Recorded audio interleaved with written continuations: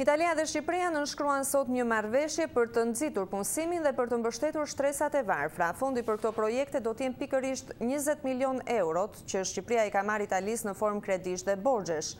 Marrëveshja parashikon që këto para Shqipëria t'i përdor vetë kundër varfërisë. Po sot, qeveria shqiptare mori vendim që të ushtrojë kontroll edhe më të fortë në tregun e karburanteve. Korrespondenti Liriana Golli njofton nga Tirana. Shqipëria dhe Italia nënshkruan sot një marrëveshje që disa kredi italiane prej 20 milion euro të mos kthehen më në Rom, por të riinvestohen nga vetë Tirana në projekte arsimore dhe shëndetësore për shtresat e varfra shqiptare.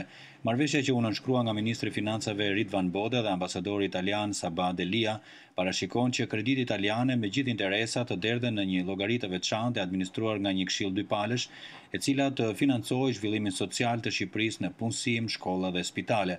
Shqipëria do të derdhë 11 këste në këtë llogari 2 herë në vit dhe do t'i përdorë po vetë për të mbështetur shtresat më të varfra dhe sektorët sociale me më shumë nevoja për investime në infrastrukturë. Ambasadori italian Saba Delia tha se kjo marrëveshje për konvertimin e borxheve në projekte zhvillimi është një tjetër shenjë e miqësisë së vjetër midis dy popujve dhe mbështetjes konkrete që Italia jep për tekalimin e varfërisë në Shqipëri. Le iniziative a favore appunto delle fasce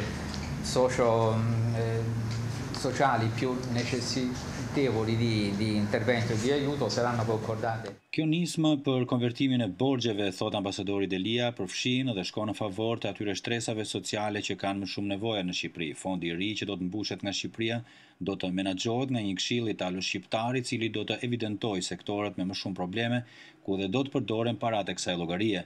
Kjo është një ndërhyrje financiare shumë domethënëse, tha ai. Con le quali per l'appunto abbiamo, ovviamente in coordinamento con le istituzioni albanesi, realizzato degli interventi molto significativi. Këstet që do të paguajë Shqipëria 2 herë në vit do të jenë nga 1,5 milioni deri në 2 milion euro secili dhe do t'i përdorë po vetë Tirana për shëndetësinë dhe arsimin. Kjo është era e parë që Shqipëria nënshkruan një marrëveshje kaq të favorshme për konvertim borxhesh në projekte zhvilluese. Po sot qeveria shqiptare përshëndeti forcat opozitare të Libisë që, siç tha kryeministri Sali Berisha, me sakrificat e tyre u dhan fund regjimit diktatorial 42 vjeçar të kolonelit diktator Muammar Gaddafi. Pas diskutimit në detaje të zhvillimeve në Tripoli dhe gatishmërisë për të bërë pjesë e operacioneve humanitare në ndihmë të civilëve atje, qeveria vendosi në kapitullin për ekonominë shqiptare që t'i jap me koncesion shërbimin e kontrollit të cilësisë së naftës në tregjet vendase. Me këtë vendim ne synojmë të kontraktojmë një kompani të huaj, e cila do të merret me shënimin e naftës. Në shënimin e naftës që do futet në treg.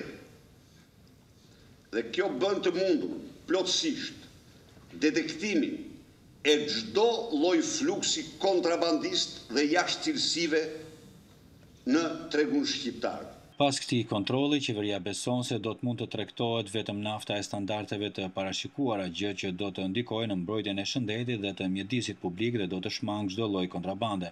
Disa muaj më parë, një dyzinë doganierësh, tatimorësh, kufitarësh, tregtarësh dhe shofer kamionash u arrestuan pas dyshimeve se ata po tregtonin kontraband naftën Virgin të një cilësie të dobët me shkarkime të mëdha ndotësish në mjedis dhe me dëme të rënda në motorët e automjeteve.